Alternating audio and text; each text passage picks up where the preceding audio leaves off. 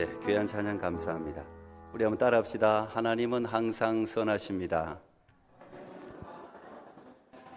예, 또 한번 옆 사람하고 인사할 텐데요.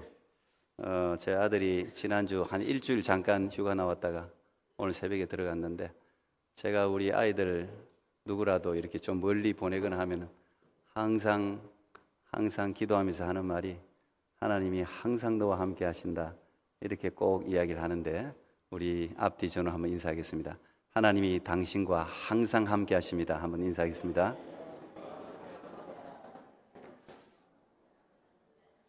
예, 오늘 또 새로 오신 분들도 환영합니다. 예, 하나님이 항상 함께하는, 그게 예수님의 이름이기도 합니다. God with us, 임마누엘. 그것이 하나님께서 이 땅에 오시면서 우리를 위해서 주신 이름이고, 여러분이 어디에 있든지 감사한 것은 이 땅에서뿐 아니라 저 하나님의 나라까지도 하나님이 함께 하시는 줄 믿습니다. 오늘은 24번째 마태복음 잃어버린 절실함을 찾아, 이렇게 한번 제목을 정해봤습니다. 오늘 본문은 여러분 너무 잘 아는 그런 내용인데요, 제가 간단하게 다시 한번 요약한다면, 예수님이 두로와 시돈을 들어가셨는데 거기에 가나안 여자 한 명이 나와서 자신의 딸이 귀신이 들었으니 고쳐달라고 간청하는 내용이 처음 시작이 됩니다. 그런데 이 모든 사람들의 간청이 아니라 예수님 앞에 나오기만 해도 환영하시고 각색 질병을 고쳐주신 예수님의 모습이 우리가 알고 있는 모습과는 완전히 다른 모습을 보이고 있습니다. 그 간청하는 여자를 향해서 아주 매몰차게 거절을 하십니다. 오히려 그 여인을 향해서 개들이라는 아주 모욕적인 그런 말까지 하시면서 여인의 요청을 뿌리치십니다. 그런데 더 놀라운 것은 이 여인이 그런 모욕적인 말을 들으면서도 뒤로 물러서지 않는다는 것입니다. 그리고 우리에게 유명한 말 한마디를 남겼습니다. 개들도 주인의 상에서 떨어지는 부스러기를 먹습니다. 그런 놀라운 이야기를 우리에게 남겨줬습니다. 저 자녀 아니라도 좋습니다. 밥을 안 줘도 좋습니다. 상에서 떨어지는 밥알 하나라도 저는 충분합니다. 그거라도 주워 먹겠습니다. 이러면서 물러서지를 않았습니다. 그런데 그 대답을 들은 예수님께서 그 여인의 그 말과 행동을 믿음으로 인정하셨습니다. 내 믿음이 크도다, 그렇게 말씀하시면서 내 소원대로 되리라.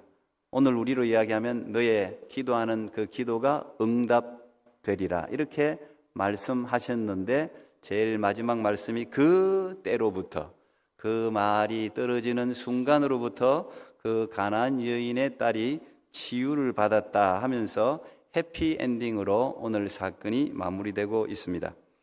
저는 간단한 이야기지만 이 이야기를 읽으면서 절실함이라는 단어가 떠올랐습니다. 그래서 잃어버린 절실함을 찾아, 이런 제목을 붙이게 되었는데, 이 여인의 응답이 절실함으로 말미암아 결과를 도출해내었다고 생각이 들었기 때문입니다.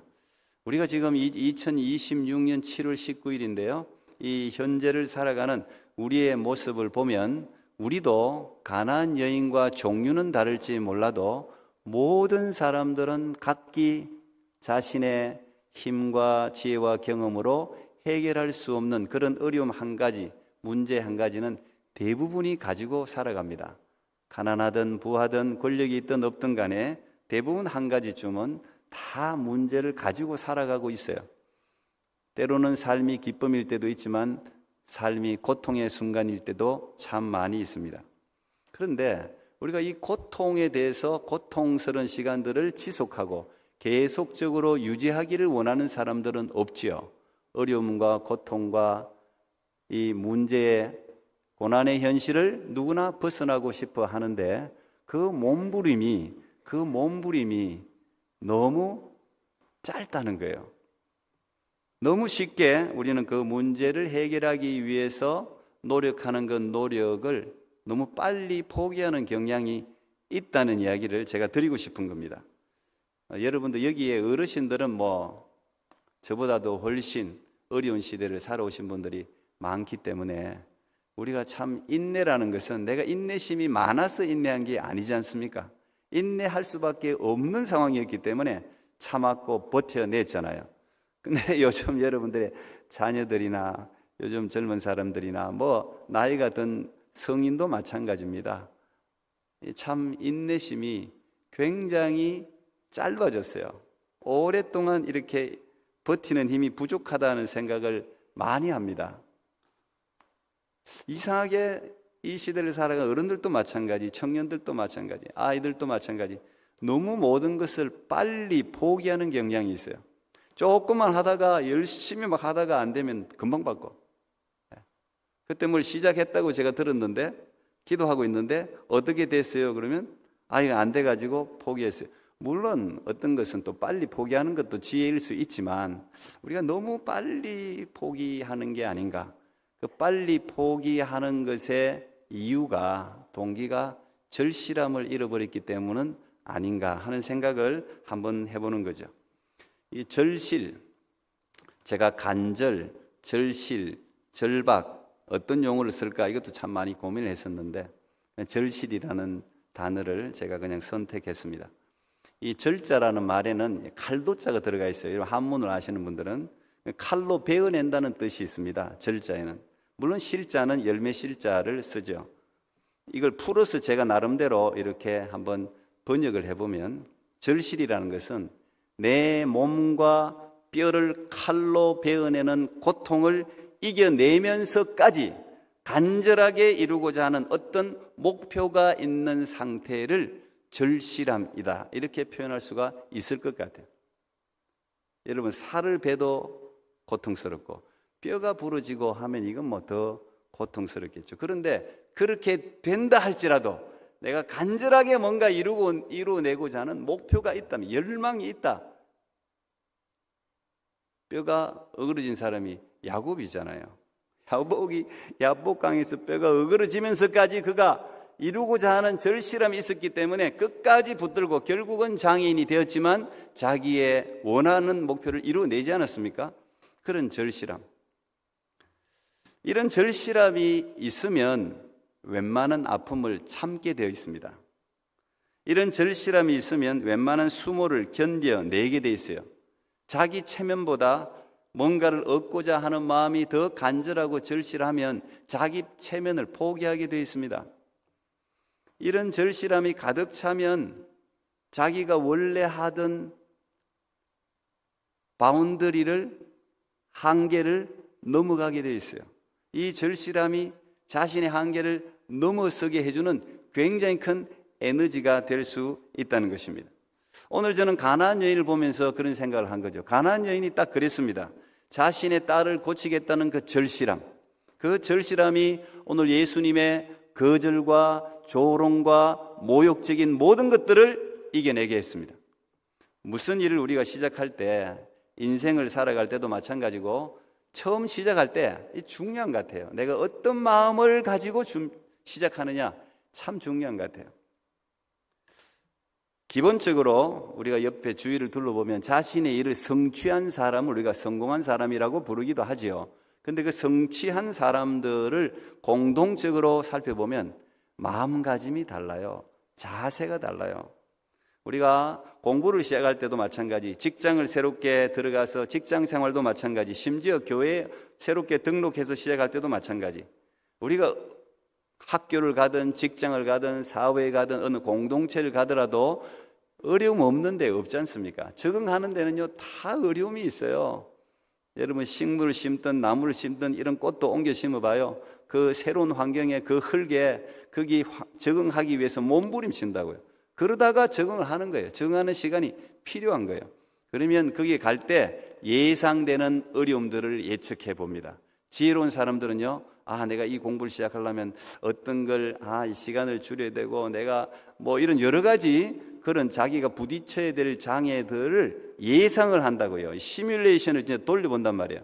직장에 가면은 또 여러 사람들 만날 거고, 그러면 관계에 부딪힘도 있을 거고, 새로운 공동체에 들어가면 이런 어려움도 있을 거고, 저런 어려움도 있을 거고, 그런 어려움을 내가 감수하면서까지 이 공부를 시작해야 되느냐, 이 직장에 다녀야 되느냐, 이 공동체에 다녀야 되느냐를 생각해 본단 말이에요. 생각해 보고, 그럼에도 불구하고 내가 그런 어려움을 감수하면서라도 나는 이 공부를, 또 이 공동체 직장 생활을 해야 되겠다는 그런 절실함, 목표가 생기면 마음가짐 시작이 달라요. 생활하는 게 달라요. 그러면은 예상했던 어려움들보다 또 다른 어려움이 있을 수 있잖아요. 그런데 어쨌든 예상했던 어려움들은 넘어가게 되는 거예요. 예상했으니까. 내가 감수하고자 하는 내 목표가, 내 간절함이 그런 수모와 어려움과 고난과 장애보다도 더 간절하니까 그거를 이겨내는 거예요. 그래서 우리 마음가짐이 참 중요한 것 같아요. 어떤 마음가짐으로 시작하느냐. 이 예배도 마찬가지입니다. 뭐든지 들어올 때 마음가짐이 참 중요해요. 가나안 여인은 예수님이 오신다는 소식을 듣고 벌써 마음가짐이 달랐습니다. 분명히 엄청난 결심을 했을 거예요. 이번 기회를 절대 놓치면 안 된다.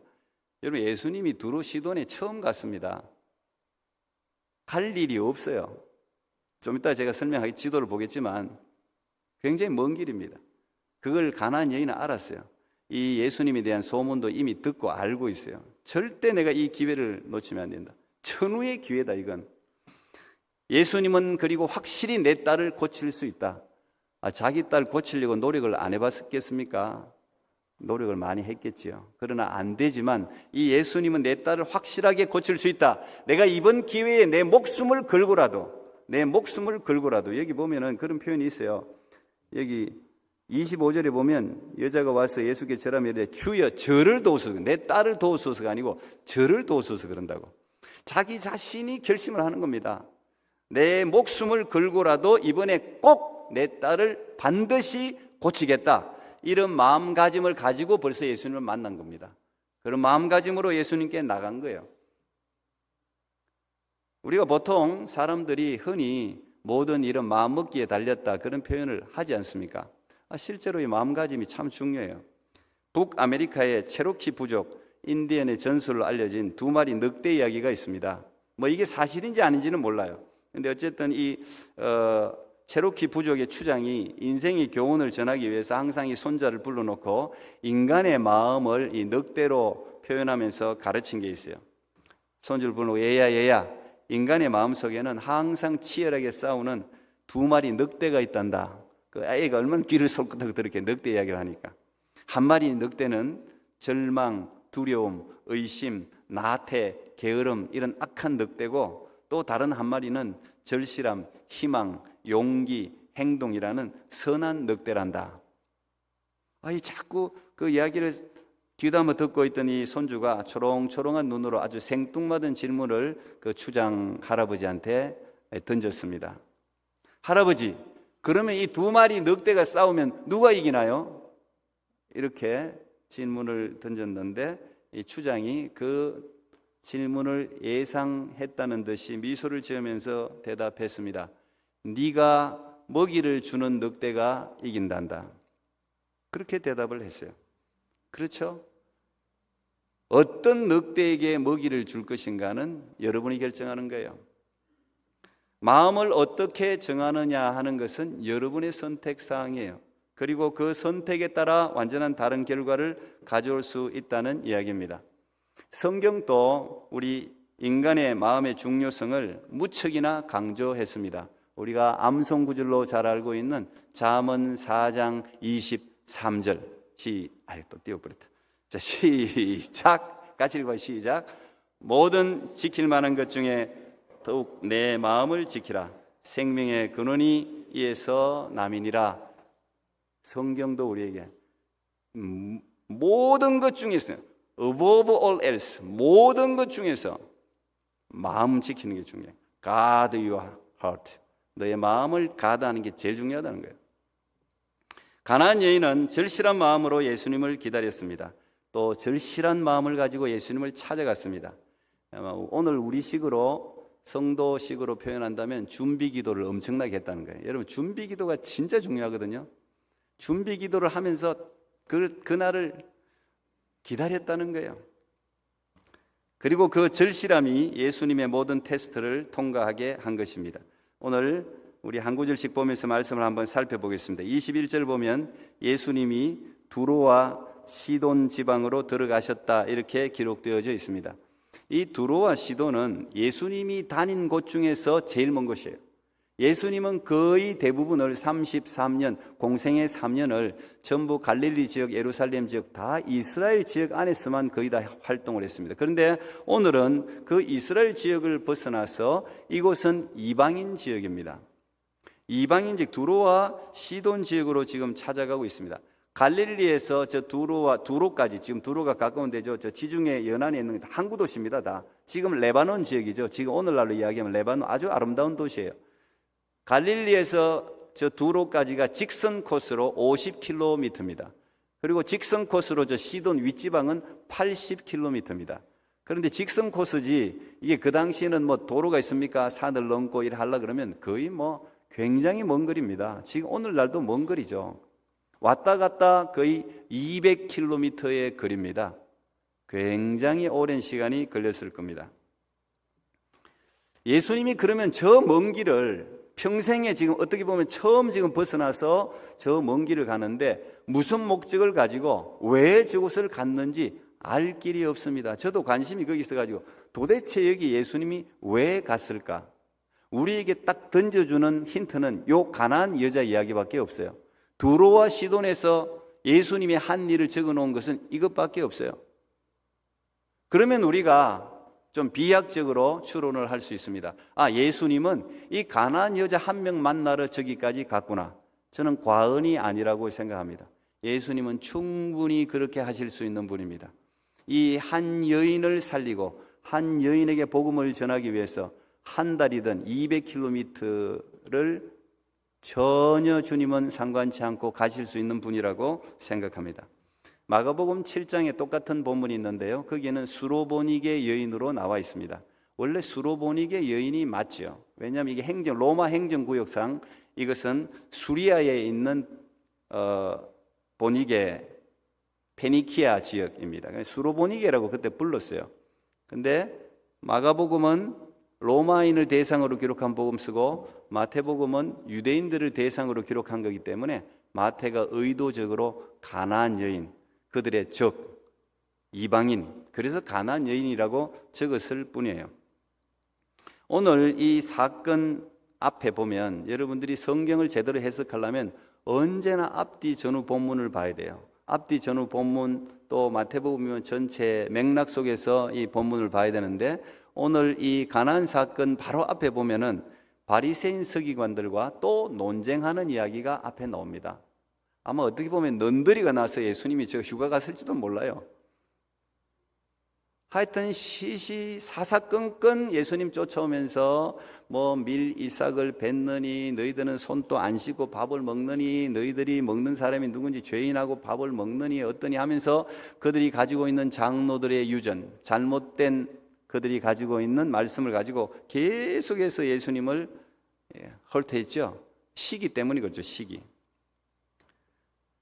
유대인들 중에서도 바리새인 서기관들을 따르는 사람들은 예수님을 저 사이비 어디 저 시골 저 사이비 선지자 정도로 무시했습니다.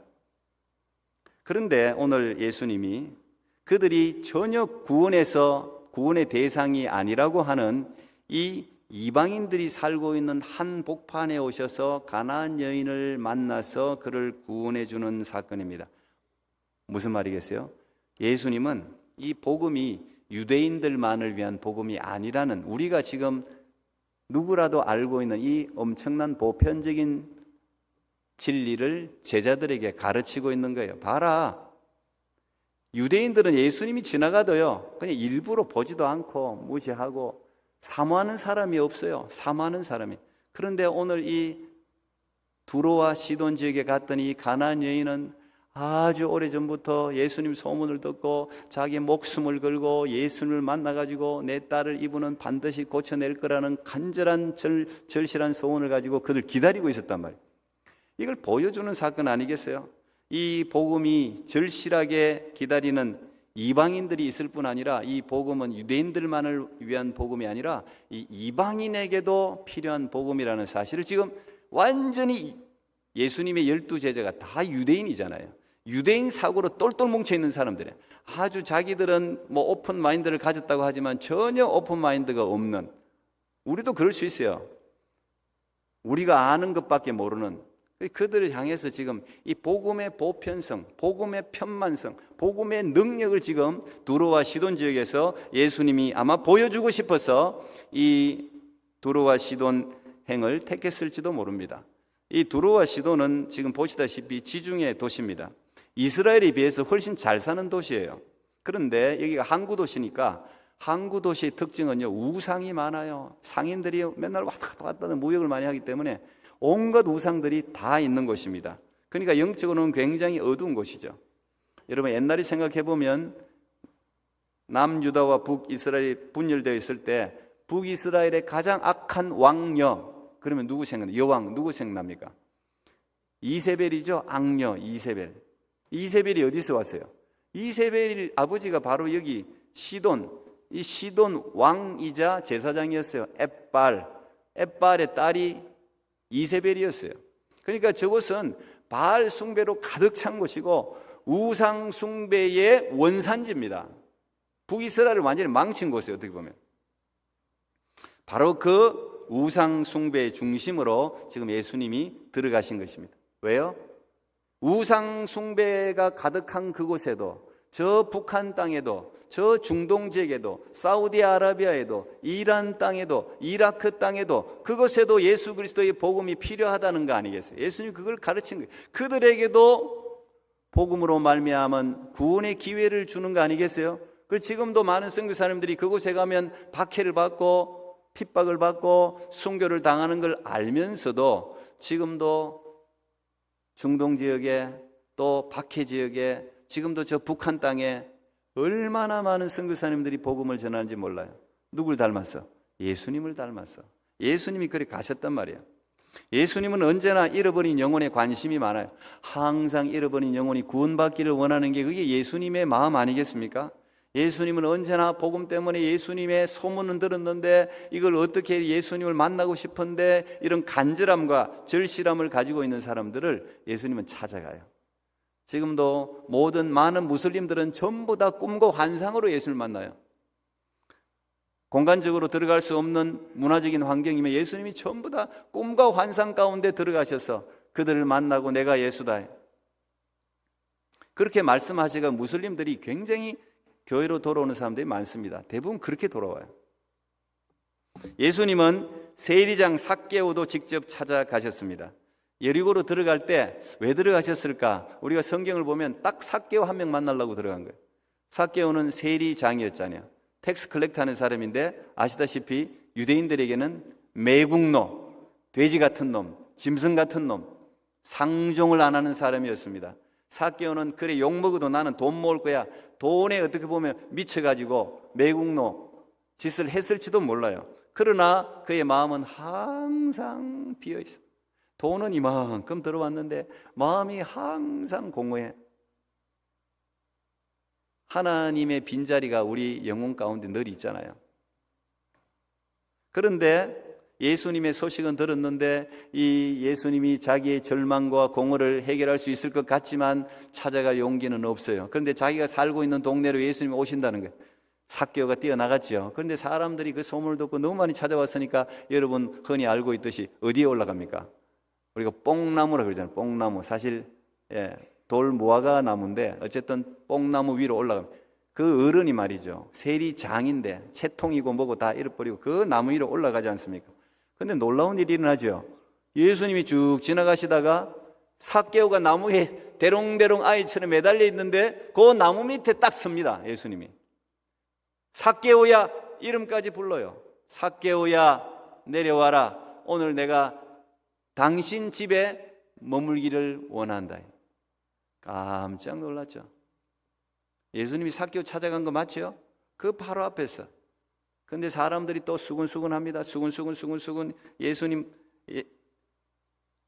예수님을 싫어하는 사람들이 세리를, 그 삭개오를 지독하게 미워하고 싫어하던 사람들이 저 예수님이 또 저 사람이 돼지 같은 짐승 같은 사람인데 저 사람이 어떤 사람인 줄 모르나 저 죄인 집에 들어간다 그러면서 막 수근수근 됐단 말이에요. 그때 삭개오의 집에 들어간 예수님께서 주옥 같은 말씀 하나를 남기죠. 그게 누가복음 전체의 제일 중요한 주제 성구예요. 누가복음 19장 10절 이런 거 다 암성구절이에요. 사실 같이 시작. 인자가 온 것은 잃어버린 자를 찾아 구원하려 함이니라. 저는 지금도 마찬가지라고 생각합니다. 예수께서 이 땅에 오신 것은 잃어버린 사람을 찾아 구원하기 위해서 오신 거예요. 오늘도 이 시돈과 두로까지 잃어버린 이 한 영혼을 찾아 예수님께서 그 먼 길을 찾아 가신 것입니다. 우리가 절실한 어떤 그 절실함이 있으면요, 그게 하나님을 부르는 것 같아요. 그것도 예수님 이름으로 우리가 절실한 어떤 기도가 있으면요, 꼭 그 자리에 하나님이 와요. 절실함이 있는 사람한테 하나님이 찾아온다니까요. 막달라 마리아도 부활하신 예수님을 제일 먼저 목격한 이유가 막달라 마리아가 제일 절실했어요. 12 제자는 절실 안 했어요. 막달라 마리아는 그냥 하늘이 무너지는 것 같았어요. 예수님이 떠나고 나니 모든 걸 잃어버린 것 같아요. 그러니까 그 정신도 없이 말이지, 그 새벽에 자기 혼자서 돌을 굴러낼 힘도 없으면서 그냥 뛰어가잖아요. 새벽 미명이 가장 처식. 근데 그 예수님이 그 막달라 마리아한테 오잖아요. 마리아야. 제일 먼저 부활하신 예수님을 만나는 위대한 여인이 되지 않습니까? 왜요? 절실함이. 하나님은 지금도 절실하게 자신을 찾는 자를 찾아다니세요. 하나님이 찾아다니세요. 그리고 하나님은 그 사람들의 기도에 귀를 기울이시고 하나님의 눈은 그런 사람들을 향해서 있는 거예요. 역대하 16장 9절. 여호와의 눈은 온 땅을 두루 감찰하사 전심으로 자기에게 향하는 자들을 위하여 능력을 베푸신다. 지금도 마찬가지입니다. 하나님은 온 땅을 두루. CCTV는요 다 놓치는 게 많아요. 아무리 많이 달았나 봐요. 그래도 하여튼 이 나쁜 짓 하는 놈들은 그 CCTV 없는 데만 삭삭삭삭 사각지대를 그러죠. 그런데 골라다니면서 죄를 짓잖아요. 그런데 하나님의 눈을 피할 곳은 없어요. 하나님의 눈은 온 땅을 두루다니면서 전심으로 자기를 찾는 절실한 사람, 하나님이 없이는 살아갈 수 없는 사람을 향해서 찾아오셔서 능력을 베푸신다는 것입니다. 오늘 가나안 여인이 바로 그랬습니다. 이 예수님을 지금 놓치면 평생의 기회가 없을 거라고 생각했습니다. 유대인들은요, 예수님 살아계실 때 아쉬움과 절실함이 없었어요. 원래 보배는요 항상 가까이 있는 법이에요. 원래 보배는 항상 가까이 있어요. 쥐 이야기도 알잖아요. 쥐가 자기 사위 찾아갖고 해한테 갔다가 바람한테 갔다가 어디 갔다가 결국은 쥐끼리 결혼하잖아요. 쥐가 최고 힘이 세. 제일 가까운 사람은요 항상 가까이 있는 거예요. 근데 예수님이 그 가까이 있으니 고향에서는 예수님을 배척했지 않습니까? 너무 타성에 젖어서 그래요. 감사도 없고 바로 옆에 있는 분들이 너무 감사한 분들이에요. 사실은 우리 인사 한번 하겠습니다. 당신 때문에 참 행복합니다. 감사합니다. 인사하겠습니다. 빨리요, 인사하세요. 네, 예, 실제로 그래요. 우리가 지금 옆에 앉아 계신 분들이 얼마나 감사한 분들이 몰라요. 항상 유대인들은 기회가 있을 거라고 생각했지만 그렇지 않았습니다. 하나님은요 때로 우리가 얼마나 절실한가를 항상 테스트하세요. 하나님은 템프테이션, 유혹은 하지 않지만 항상 테스트는 항상 하시는 분이 하나님이에요. 오늘 여러분들이 이 본문을 진지하게 읽었다면 다 이상하게 생각했을 거예요. 왜? 평소 우리가 알고 있는 예수님의 모습이 아니거든요. 이 여인의 이런 간청을 어떻게 이렇게 매몰차게 거절할 수가 있죠? 대답을 아예 안 해. 여러분 어디 가면 화가 막 나는 게 뭐야? 여러분 부부싸움도 그래 하잖아요. 막 이야기하는데 대답을 안 해. 이러면 그게 화를 더 돋구치는 거예요. 뭐라도 대답해봐. 왜 나를 투명 인간 취급하는 거야. 어떠니 저떠니 이런다고. 그거. 근데 오늘 예수님이 그 행동을 하고 있잖아요. 23절 봐. 23절. 예수는 한 말씀도 대답하지 아니하시니. 여자는 지금 난리가 나서 막 간청을 해. 살살 이야기. 똑똑똑똑 계세요. 저요. 부탁이 있어. 이래 이야기했을 거 아니지 않습니까? 막 난리를 쳤을 텐데 제자들이 지금 호들갑을 떨 정도로. 근데 예수님은 한 말씀도 대답하지 않았습니다. 이 무시잖아요, 무시. 무시를 받으면 누구나 자존심이 상합니다. 그죠? 여러분 부부지간에도 자존심 상하죠. 여러분 자식들이 엄마 아빠 말 무시해도 자존심 상할걸요. 자식들도 똑같아. 엄마 아빠한테 뭐 물었는데 대답 안 하면 우리 애들도 한 번씩 그래. 우리가 못 들을 때가 있잖아요. 요즘 사람들은요 다 귀를 다 닫아놓고 다녀요. 아이들이 전부 뭘 꽂고 다닌다고 다. 앞만 불러도 대답이 없는 그대요. 다 이거 꽂고 있어 이거. 그러니까 뭐 참 어려운 세상을 살아갑니다. 그러면 똑똑똑똑하죠.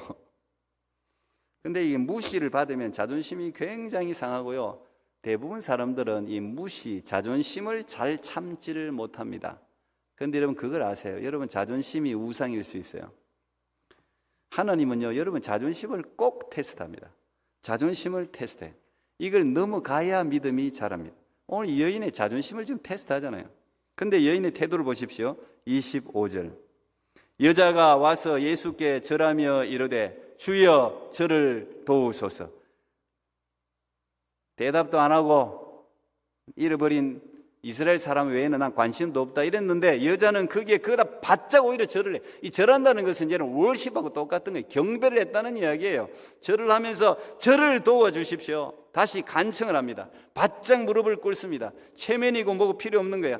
아니요, 당신은 나의 주인이십니다. 이 로드라는 이야기, 주의라는 게 주인이라는 이야기죠. 당신은 주인이십니다. 당신만이 나를 도우십니다. 나를 도와주셔야 됩니다. 주여 무릎을 꿇고 오히려 또 간청을 한단 말이에요. 야, 이 행동도 대단한데 예수님이 거기다 대놓고 또 이렇게 이야기합니다. 26절.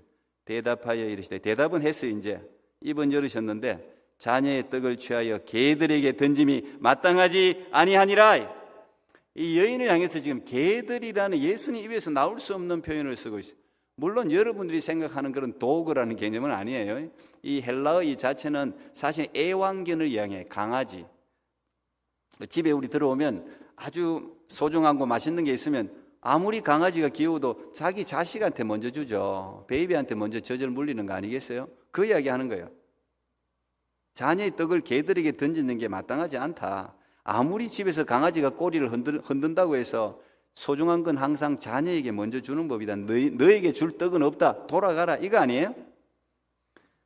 하나님은요, 우리를 시험하실 때 자존심의 상처를 주는데요. 그걸 그 정도 가지고 넘어지면 그거는 이제 신앙이 자라기가 어렵고요. 복을 받기가 어려워요.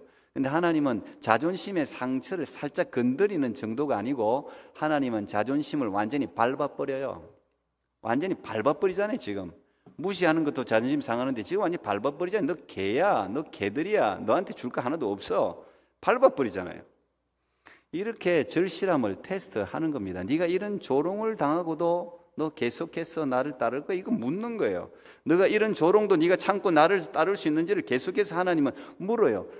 이 테스트는요, 여러분 신앙이 자라는 모든 사람들 다 통과해야 되는 테스트입니다. 가나안 여인의 절실함이 얼마나 간절한지 우리는 이제 발견하게 됩니다. 여러분 이 절실하면요 아주 엄청난 지혜가 생기고 엄청난 행동이 나오게 돼 있어요. 오늘 이 여인이 이런 모욕적인 이야기를 듣고 지금 뭐라고 이야기합니까? 27절. 여자가 이르되 주여 옳소이다마는 개들도 제 주인의 상에서 떨어지는 부스러기를 먹습니다. 무슨 말입니까? 맞습니다. 그냥 하는 이야기가 아니에요. 맞습니다. 당신의 말씀이 맞습니다. 나는 강아지입니다. 나는 개 맞습니다. 그러나 강아지도 주인의 상에서 떨어지는 부스러기는 그래도 먹지 않습니까? 이런 이야기. 하나님의 응답이 언제 떨어지느냐 하면요, 이 기독교가 참 위대합니다. 살고자 하면 죽고 죽고자 하면 사는 게 기독교의 파라독스 역설이에요. 하나님이 항상 우리를 테스트할 때는요, 네 자신의 무가치를 인정하게 하는 거예요. 네가 아무것도 아닌 존재라는 사실. 우리가 원래 어디서 나왔습니까? 원래 어디서 나왔어요? 더스트, 먼지예요. 거기서부터 창조된 거예요. 그게 우리가 겸손이라는 뜻이 그 뜻 아닙니까? 먼지에서 왔다는 걸 기억하는 거. 하나님이 그걸 고백하게 하는 겁니다. 그렇습니다. 나는 맞습니다. 나는 강아지입니다. 나는 할 수 있는 게 아무것도 없습니다. 나는 먼지입니다. 그렇게 고백할 때 우리는 하나님을 발견하게 됩니다. 이런 먼지 같은 우리를 찾아오신, 우리를 사랑하시고 먼지 같은 무가치한 나를 위해서 예수님의 창조주 하나님이 십자가에 못 박혔다는 사실에 감격하게 되는 거예요.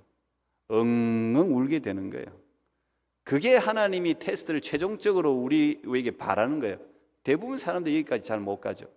근데 오늘 이 가나안 여인의 절실함이 여기까지 가게 하는 거예요. 그 모욕과 거절과 무시와 조롱을 다 받아내면서 맞습니다. 맞습니다. 네, 그런 존재입니다. 나는 강아지 같은 존재, 개 같은 존재입니다. 그리고 하나님을 경배하지 않습니까? 그러나 당신이 필요합니다. 그래서 당신이 필요합니다. 당신의 도움이 필요합니다. 하나님이 내게는 필요합니다. 하나님의 구원이 내게는 필요합니다. 하나님은 하실 수 있습니다. 나는 아무것도 할 수 없는 존재입니다.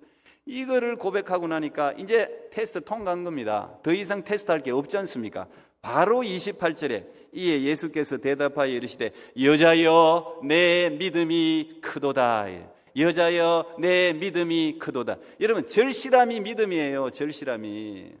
절실함이 믿음이라고요. 그 절실한 믿음으로 있어야 나와서 기도를 하게 된다고요. 그래야 무릎을 꿇는다고요. 그리고 하나님을 높이는 거예요. 그러니까 하나님이 네 믿음이 크도다. 저는 우리가 웨스트민스터를 제가 신앙 고백을 항상 여러분과 나누는데 가르치는데요. 이 개혁교 리폼드 처치의 가장 중요한, 이건 칼빈의 교리가 아니에요. 이건 성경이 이야기하는 가장 위대한 개혁 교리가 어디에 써 있느냐? 자신의 완전한 타락을 믿는 거예요. 인간의 전적인 타락을 고백하는 게 그게 개혁 교회입니다. 그게 칼비니즘이기도 하고요. 우리는 거기 써 있는 거예요. 조금의 우리는 선도 없다고 고백하는 게 개혁 교회예요. 인간의 전적인 타락. 전적인 타락은 결국은 하나님의 전적인 은혜를 요구하게 되는 거예요. 그 빛을 요구하게 되는 거예요. 그래야지 우리가 구원을 받을 수 있으니까. 오늘 그거를 하나님이 발견하게 하는 그 테스트. 우리의 전적인 무능, 전적인 타락, 인간의 전적인 연약함, 전적인 하나님의 도우심이 없이는 아무것도 할 수 없는 존재임을 고백하게 하는 거예요. 그리고 예수님께서 네 믿음이 크도다, 네 소원대로 되리라. 이거 우리가 다 원하는 거 아닙니까? 네 소원대로 되리라. 이 절실함이 결국은 열매를 맺고 있지 않습니까? 하나님은 우리에게 가장 좋은 것을 주기를 원하시는 분이신 줄 믿습니다. 예수님을 우리를 위해 내어주신 분이 여러분 잘못되는 걸 원하겠습니까? 그렇지 않습니다. 여러분이 고난과 어려움과 여러분이 이해할 수 없는 고통 가운데 있다 할지라도, 이해할 수 없는 상황 가운데 있다 할지라도 하나님은 언제나 선한 걸 주기를 원합니다. 항상 하나님은 선하십니다. 어떤 상황 가운데서도 하나님은 옳으십니다. 제가 제일 많이 고백하는 거예요. 어떤 상황 가운데도 저는 하나님의 살아계심을 믿기 때문에 하나님은 항상 선하십니다. 내가 지금 이해가 안 되지만 하나님의 생각이 옳습니다. 하나님이 지혜롭습니다. 그걸 하나님이 기뻐하는 것 같더라고요. 그걸 기뻐하는 거예요. 그게 믿음이에요. 항상 하나님은 선하고 옳은 거예요. 하나님은 이걸 위해서 테스트합니다. 우리의 믿음의 조상 아브라함도 이런 테스트 받았지 않습니까? 네 100세 얻은 자식 바치라 그랬잖아요. 여러분의 신앙생활 하다 보면 거절을 당할 때 있어요. 하나님한테 거절 당연하고 사람들한테도 거절 당할 때 있어요. 조롱을 받을 때도 있어요. 멸시를 받을 때도 있어요. 자존심을 완전히 내려놓게 하는 무너짐이 있을 때도 있어요. 여러분, 그럴 때 기분 나빠하지 마세요. 특히 하나님이 주시는 거라면, 하나님의 다루신 가운데 있다면 감사하게 하나님이 여러분을 다루고 있는 거예요. 하나님이 여러분을 절실함으로 인도하는 거예요. 하나님이 여러분에게 최고의 것을 주기 위해서 테스트를 하는 중이에요. 그 모든 과정을 통과하고 나면 여자여 내 믿음이 크도다, 내 소원대로 되리라 하는 이야기를 여러분도 듣게 될 줄 믿습니다. 나를 완전히 내려놓고 하나님의 은혜를 우리가 받아들일 때 여러분의 소원이 하나님이 기뻐하셔서 여러분이 생각하고 구하는 것보다 더 넘치게 하나님이 허락해 주실 줄로 믿습니다. 아멘. 기도하겠습니다. 하나님 감사합니다. 오늘 가나안 여인을 통해서 우리에게 말씀해 주셔서 감사합니다. 하나님, 우리의 자녀들이 오늘 이 시대를 살아가는 현대 그리스도인들이 하나님 이 절실함이 참 많이 잃어버렸습니다. 너무 조급하고 너무 자존심이 강하고 너무 우리 중심으로 살아가는 이기주의적인 성향이 우리에게 너무 강해서 하나님이 넘치게 주시고자 하시는 하나님의 은혜를 잃어버릴 때가 있습니다. 하나님 우리에게도 이 수로보니게 여인의 절실함을 우리에게 허락하셔서 거절과 조롱과 멸시와 수모와 모욕을 이겨내고 마침내 여자여 내 믿음이 크도다 내 소원대로 되리라 그 놀라운 응답을 받는 하나님의 귀한 백성들 될 수 있도록 함께하여 주옵소서. 예수님 이름으로 기도하옵나이다. 아멘.